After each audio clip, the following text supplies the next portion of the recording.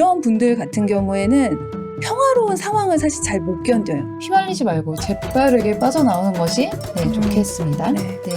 조연이 아니라 주연을 만들어도 빠져나와야 돼요. 안녕하세요. 사이킥의 김아름 작가입니다. 안녕하세요. 사이킥의 두 번째 마음 노은정 소장입니다. 네, 지난 시간에는 우리가 독이 되는 사람, 톡식 피플 중에서 조종하고 휘두르는 사람의 유형을 살펴봤어요. 오늘은 그 연장선 2부인데요. 조금 앞에서 다뤘던 유형과는 좀 다릅니다. 앞서 소개해드린 유형은 우리가 좀 조종하고 통제하는 그런 유형을 다뤘잖아요. 그런데 이번에는 조용하고 잘 웃고 나에게 친절하지만 만나면 기가 빠지는 사람들, 일명 에너지 뱀파이어에 대해서 좀 다뤄보려고 합니다. 네. 이런 경우도 일상 속에서 우리가 흔히 겪는 그 유형이라고 하는데요. 밥 한 번 먹고 나면 이렇게 돌아오는 길에 굉장히 많이 힘들다, 이런 느낌이 드는 그 톡식한 사람들이라고 볼 수 있을 것 같습니다. 네, 맞습니다. 이 역시 저희가 4가지 유형으로 정리해 봤는데요. 하나씩 한번 보겠습니다. 네. 네. 첫 번째 유형은 피해자 유형입니다. 이 피해자 유형은 내가 항상 불행하고 또 사람들에게 피해를 받고 있다고 느끼기 때문에 만나면 세상이 너무 가혹하고 힘들고 나는 너무 힘들고 이제 이런 이야기들을 많이 하거든요. 그래서 이게 이제 단순한 어떤 하소연을 넘어서 그 책임을 이제 남한테 돌리게 되는 그런 이야기들을 많이 하는 거예요. 그래서 나는 별로 잘못이 없고 누가 너무 잘못했고 큰일이다, 막 이제 이런 식으로 이야기를 종종 많이 하게 되는 그런 유형이라고 볼 수 있습니다. 네, 맞아요. 중요한 것은 일시적이고 단기적인 것이 아니라 지속적이고 반복되는 패턴을 보인다는 것인데요. 뭔가 듣다 보면 처음에는 너무 안쓰러워서 막 도와주고 싶고 막 이렇게 오고 해주고 싶었다가도 계속 이게 반복되면 뭔가 내가 감정 쓰레기통이 된 것 같고 밑 빠진 독에 물 붓기를 하고 있다는 그런 생각이 들기도 하죠. 네. 그래서 이런 피해자 유형 같은 경우에는 언제 만나도 이제 나의 불행이나 안 좋은 상황들을 강조하는 그런 경우들이 좀 많이 있거든요. 그래서 이제 내가 너무 지금 힘들기 때문에 공감과 위로를 무한정 계속해서 요구하니까 결국 그 이야기를 듣다 보면 내 에너지가 나도 모르게 굉장히 많이 소진되고 돌아서는 순간 나 왜 이렇게 힘들지? 저 사람 얘기 듣는 게 되게 피곤하고 힘들다, 이런 생각을 하게 됩니다. 그래서 그 항상 자신을 피해자의 자리에 두게 되는 그 사람, 그러니까 우리가 이제 지난 시간에도 얘기한 것처럼 이거는 이제 한 번이나 두 번 이런 게 아니라 매번 만날 때마다 똑같은 이제 어떤 유형을 반복하는 경우에 대해서 이야기를 하는 건데, 이렇게 이제 항상 내가 피해자의 자리에 있고 다른 사람을 탓하는 그런 대화를 듣게 되면 나는 이제 도움을 주고 싶은 마음이 들기 때문에 계속해서 이제 어떤 이야기를 하지만 뭐 거절당하거나 좌절되거나 이제 이런 느낌들을 갖게 되죠. 네. 네, 그래서 이렇게 이야기하는 사람의 마음을 좀 들여다보면 어쩌면 이런 불행, 슬픔을 내세워서 상대방에게 좀 끊임없는 관심, 애정을 갈구하는 것 같기도 해요. 근데 좀 안타까운 건 문제를 해결할 수 있는 키가 본인에게 있는데도 그것을 본인이 해결하려고 하지 않고 상대방을 붙잡고 계속 하소연하면서 일시적인 위로, 공감을 지속적으로 받으려고 하는 것이죠. 근데 너무 자주 만나면 이 역시도 나에게는 해로운 관계입니다. 그리고 만약에 내가 상대방에게 이렇게 하고 있지 않은지도 좀 돌아보실 필요는 있을 것 같아요. 그런데 아까 전에 소장님께서 말씀하셨던 것처럼 어떤 내 삶에 있어서 일시적이고 단기적으로 좀 너무 어렵고 힘든 일이 닥쳤다. 그래서 상대방에게 이런 이야기들을 털어놓고 공감받고 위로를 받는다고 하는 건 괜찮은데, 그런 일이 없는데도 지속적으로 내가 그런 일들을 뭔가 만들어서 상대방을 내 옆에 데려오려고 한다라고 하는 건 조금 생각해 볼 일인 것 같기는 합니다. 네. 네, 맞아요.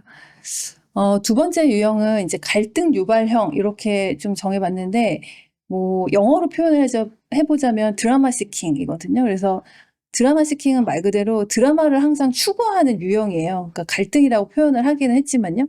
근데 이런 분들 같은 경우에는 평화로운 상황을 사실 잘 못 견뎌요. 그래서 뭔가 이제 사건, 사고가 항상 많고 이제 일명 드라마 퀸이라고 표현을 하죠. 그래서 내 주변에 항상 드라마가 흘러 넘치는 그런 유형이라고 볼 수 있습니다. 네.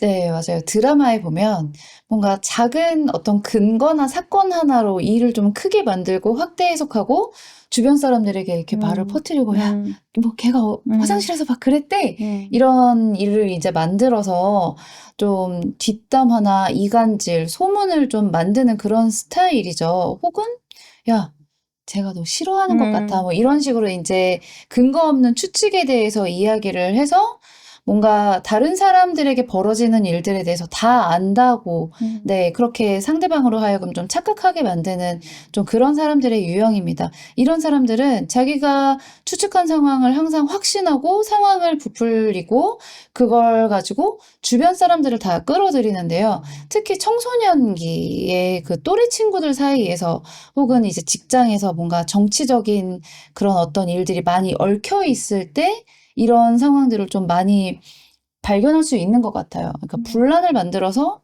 본인이 그 사건의 중심에 있고 그걸로 자기의 존재 의미를 느끼는 케이스로도 볼 수 있을 것 같아요. 네. 이런 경우에는 항상 이제 주변의 드라마들을 찾아다니기 때문에 어떤 이제 자기 머릿속에 만들어 놓은 드라마 각본이 있고, 그래서 이제 상대방의 막 의도를 의심하고 막 추측하고 또 이렇게 긴장을 조성하는 거예요. 모든 드라마는 기승전결의 어떤 구조가 있잖아요. 그렇기 때문에 그 갈등들이 항상 불거지고 또 그거를 해결하는 사람이 또 자기가 되려고 하는 그런 모습들도 있거든요. 그래서 결국 이런 사람들이 주변에 많이 있으면 그냥 넘어가게 될 일도, 야, 너 무시당했는데 그렇게 가만히 있을 거야?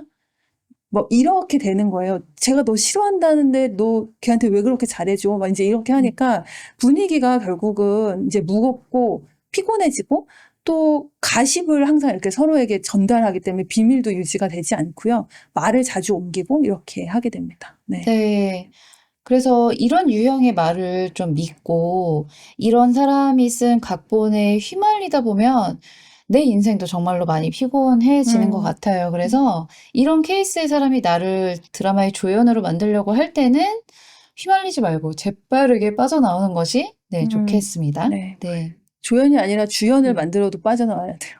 네, 그렇네요. 왜냐면 상대방이 네. 주연으로 만들면 그거는 그렇습니다. 더 막 나의 어떤 것들을 막 사람들 이용해서. 사이에서 하는 걸 수 있으니까요. 네. 그래서 이런 드라마를 자주 이렇게 만들어 내려고 하는 사람들은 같이 있으면 굉장히 피곤하거든요. 그래서 피로하고 마음이 뭔가 편치가 않고 항상 이렇게 막 누군가를 추측하고 의도를 막 해석하려고 하고 이렇기 때문에, 또 이게 이제 뭐 아름답거나 좋은 드라마가 아닌 경우가 대부분 많아서 사소한 사건들은 항상 부풀려지고 커지고, 또 주변 사람들도 그것들을 이제 지켜보면서 에너지가 소모되기 때문에 말씀하신 것처럼 좀 거리를 두는 게 필요합니다. 네.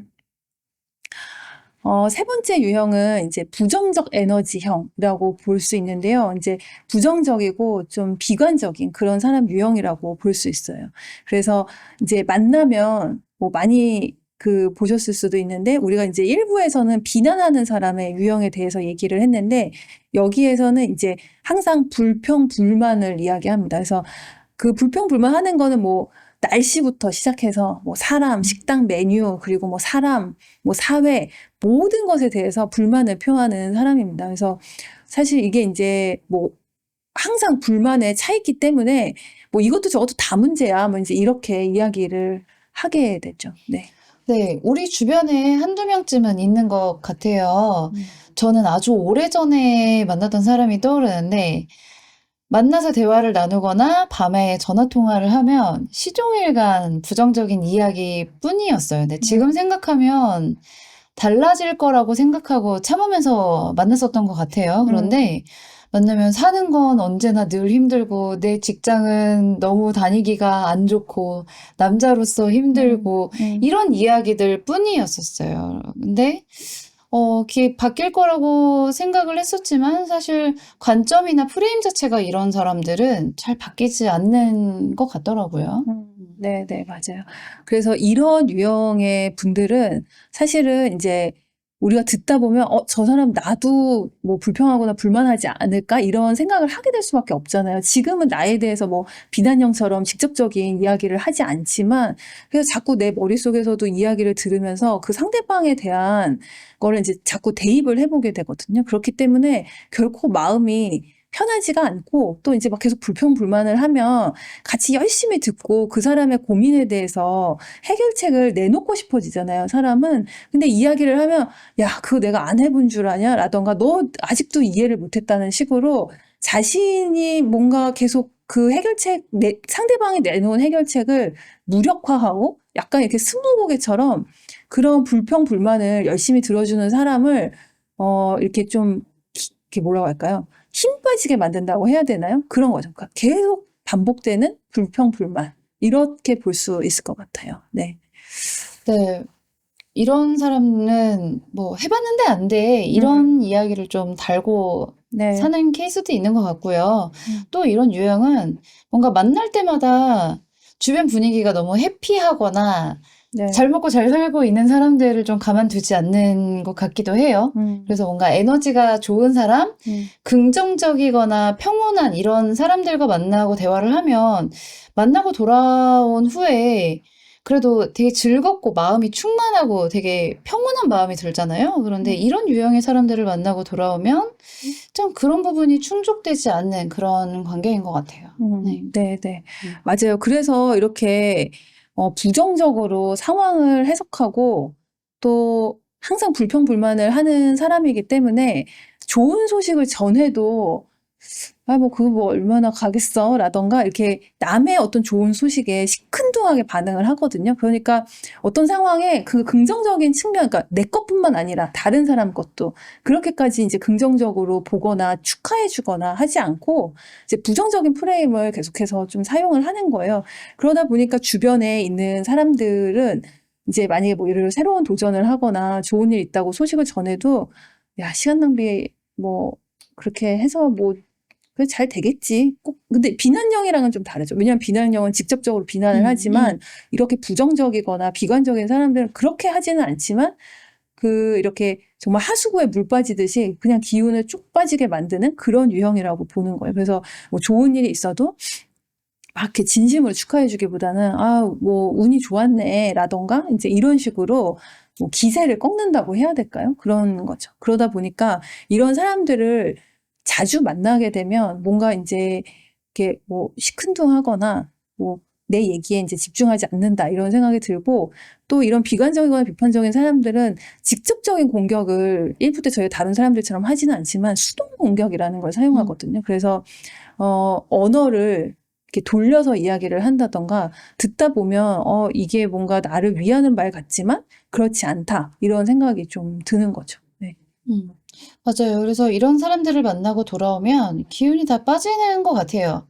그리고 이런 사람이 한 명 있고 주변에 긍정적이고 밝은 사람들이 아무리 많이 있어도 네. 이런 사람이 한 명 있으면 다 분위기가 축축 처지고 좀 대화의 흐름이 항상 부정적인 방향으로 네. 좀 많이 가게 되더라고요. 네. 맞아요. 그래서 더 무섭죠. 왜냐면 이제 만나고 돌아오면 에너지가 많이 고갈되고 힘드니까요. 네. 네. 네.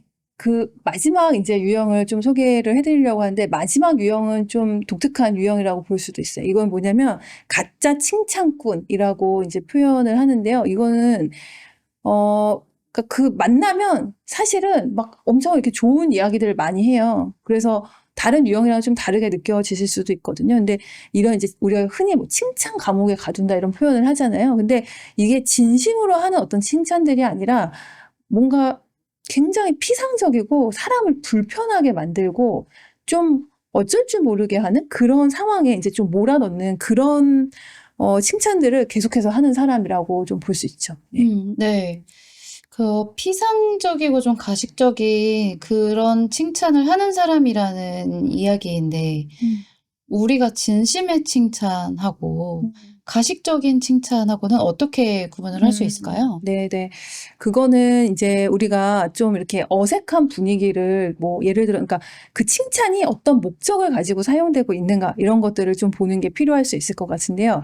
뭐 예를 들어서 어색한 분위기를 타파하기 위해서 야, 너 좀 예뻐진 것 같다라던가 이런 말들은 그러니까 그 말 자체가 칭찬으로 들릴 수도 있고 물론 칭찬이기도 한데 그게 칭찬으로 포장되어 있지만 뭔가 내가 들으면서 계속 좀 기분이 나쁘고 칭찬인 것 같은데 별로 나한테는 관심이 없고 막 이런 이제 느낌을 주는 거예요. 그리고 또 예를 들어서 이 칭찬이 어떤 목적을 위해서 사용된다고 했잖아요. 그러니까 뭐 너 발표를 잘하니까 이번 발표도 너가 했으면 좋겠다. 이제 약간 이런 거죠. 그러니까 가짜 칭찬꾼이라고 말씀을 드렸잖아요. 그러니까 칭찬은 칭찬인데 그 칭찬 뒤에 어떤 부탁이 함께 오는 거예요. 네. 네, 그러니까 이게 칭찬을 들으면 기분이 좋아야 되는데 오히려 뭔가 압박감이나 네. 부담감, 뭔가를 네. 내가 그래서 더 해줘야 될 것 같은 의무감 이런 걸로 바뀌는 것 같아요. 네, 네. 맞아요.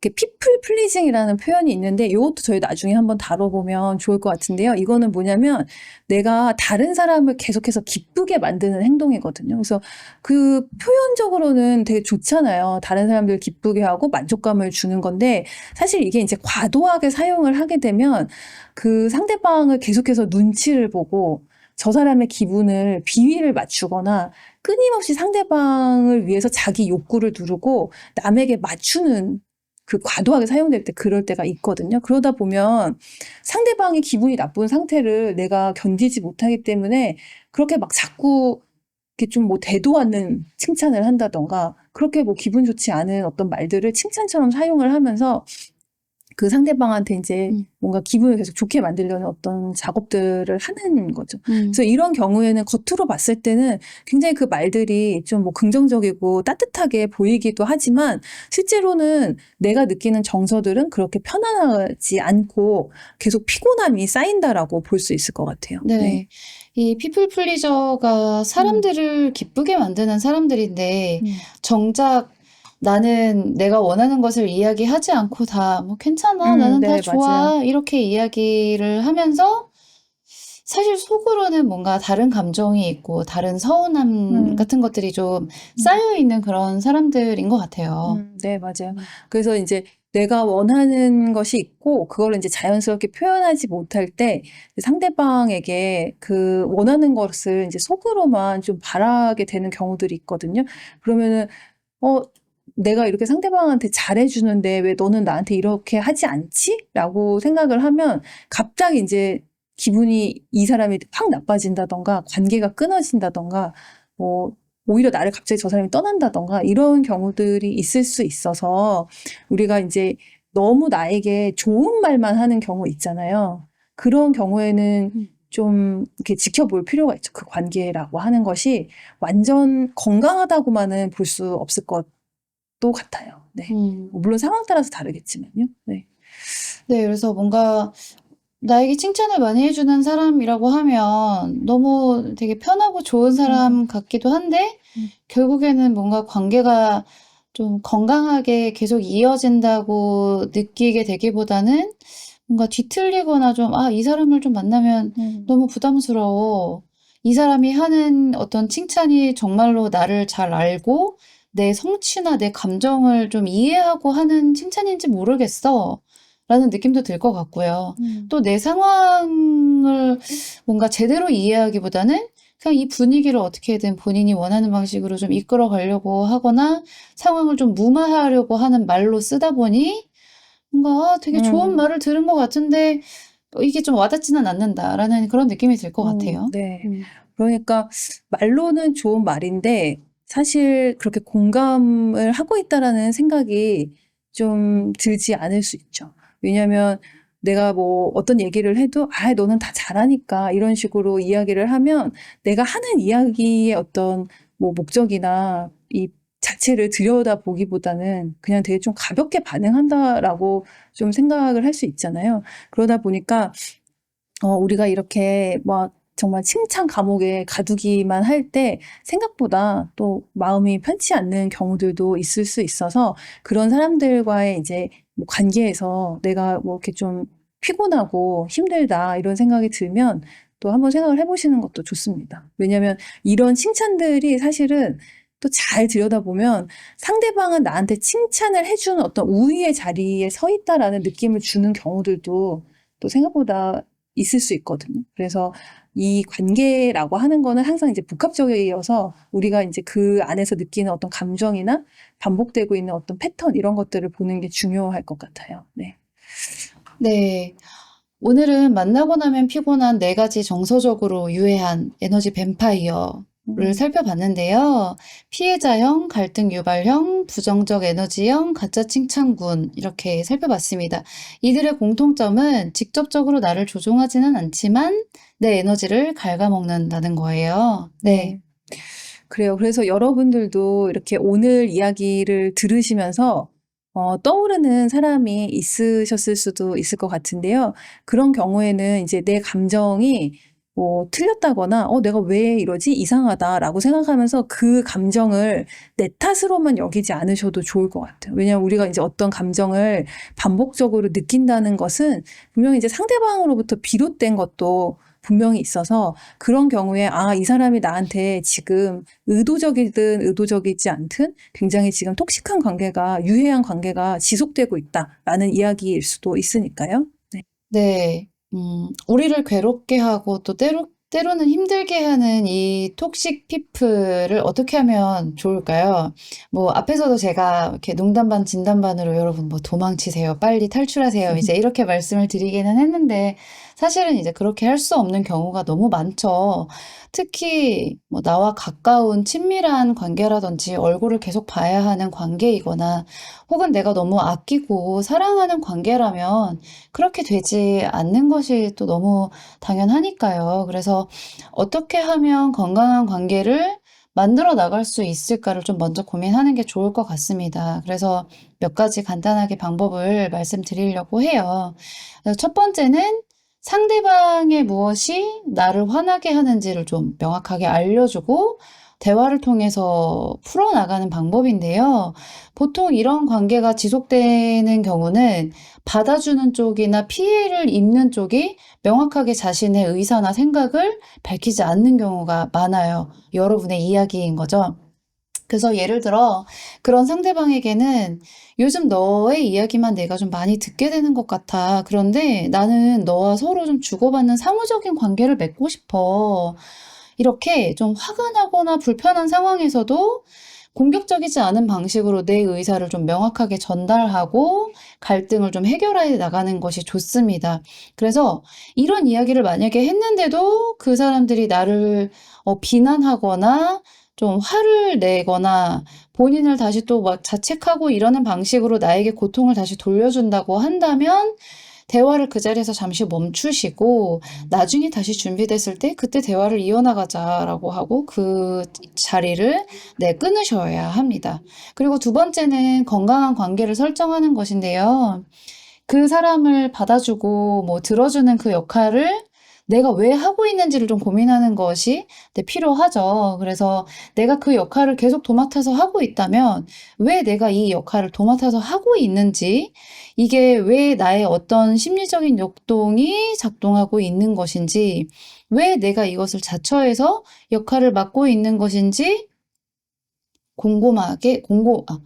곰곰이 생각해 보실 필요가 있습니다. 그래서 이게 내가 옳고 상대방이 잘못하고 있거나 뭐 내가 잘못하고 상대방이 옳거나 이런 관계가 아니잖아요. 관계는 언제나 사무적인 것이고 주고받는 것이기 때문에 함께 건강하고 긍정적인 관계를 만들기 위해서 또 무엇을 할 수 있을지, 무엇을 해야 할지 같이 고민하고 만들어 나가는 것이 중요한 것 같아요. 네. 네. 그래서 뭐 말씀해 주신 이제 여러 가지 좋은 방법들을 이야기를 해 주셨는데 그런 것들을 써도 내가 이렇게 뭔가 달라지지 않는다. 이 관계가 계속해서 나한테 힘든 느낌을 준다면 서서히 좀 한번 멀리해 보시는 것도 방법이라고 생각을 합니다. 그래서 내가 되게 친하고 가깝다고 생각을 했는데 의외로 연락을 하지 않거나 관계가 좀 단절되어 있어도 생각보다 내가 그렇게 뭐 힘들지 않을 수도 있거든요. 왜냐하면 나는 계속 그런 어떤 요청이나 필요에 의해 움직이는 사람이었기 때문에 그것들이 하지 않았을 때 오히려 나에게 어떤 불편감을 주지 않는 경우들도 있어서 오히려 더 힘들어질 수도 있고요. 그래서 그걸 한번 해보시기를 좀 권장을 드리고, 또 기억할 것은 상대방이 나한테 어떤 요청이나 요구를 했을 때 내가 무슨 긴급 콜센터처럼 즉각적인 응답이나 반응을 하시지 않아도 된다라는 얘기를 좀 하고 싶어요. 그래서 우리가 막 되게 빨리 어떤 반응을 한다라고 하면 거기에서 이제 항상 뭔가 조급하거나 어떤 즉각적인 어떤 대응들을 하다 보니 충분히 내가 어떤 감정을 스스로 느끼고 반응하고 뭐 해석하고 이럴 틈이 없을 때가 많거든요. 그렇기 때문에 내가 내 감정에 대해서 좀 이렇게 잘 들여다보고 또 안전하게 내 마음을 잘 살피는 것. 그래서 상대방의 그 유해함으로부터 나를 이제 보호하는 게 굉장히 필요하다라는 이야기를 하고 싶어요. 그리고 마지막으로 우리가 이제 내 감정이나 스트레스 받는 정도를 잘 모를 때는 내 몸의 상태를 좀 잘 보는 것도 좋습니다. 그래서 어떤 사람을 만나고 나면 내가 어떤 신체 반응이 있다. 뭐 머리가 아프다던가 꼭 체한다던가 뭐 이런 반응들이 있다면 그것도 내가 스트레스를 받고 있다라는 그 이야기이기도 하니까 잘 한번 살펴보시면 좋을 것 같습니다. 네. 네. 2부작에 걸쳐서 톡식 피플에 대해서 좀 다뤄봤습니다. 들으시면서 여러분들께 유용한 네, 그런 정보였으면 좋겠고요. 저도 누군가에게 지금 여전히 톡식 피플이지 않을까? 혹시 그러면 어떡하지라는 생각을 조금 해보게 되네요. 네. 맞아요. 사람은 사람에게 톡식한 순간은 있을 수 있지만 그게 톡식한 자체로만 존재해서는 안 된다라고 생각이 들어서 왜 우리가 그 유독함을 소화하거나 또 뭐 얼마든지 반응을 할 수 있지만 그것들이 이제 계속해서 어떤 일방적으로 반복이 된다고 한다면 거기로부터 좀 스스로를 보호하시기를 추천드리겠습니다. 네. 네. 오늘도 함께 해주셔서 감사합니다. 네, 사이킥이었습니다. 다음에 또 만나요. 네, 고맙습니다. 감사합니다.